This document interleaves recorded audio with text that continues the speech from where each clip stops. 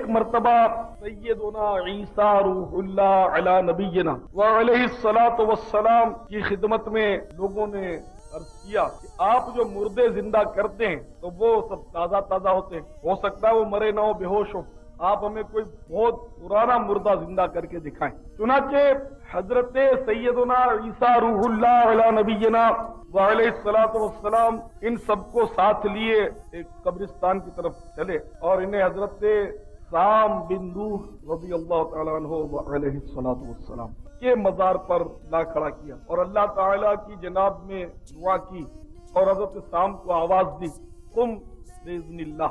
चुनाचे कब्र शक हुई और एक शख्स उसमें से बरामद हुए। आपने उससे नाम दरियाफ्त किया तो उन्होंने कहा कि मैं साम बिन नूह हूँ अलैहिस्सलाम रज़ियल्लाहु ताला। तो आपने फरमाया कि आपको इंतकाल किए कितना अरसा हुआ है?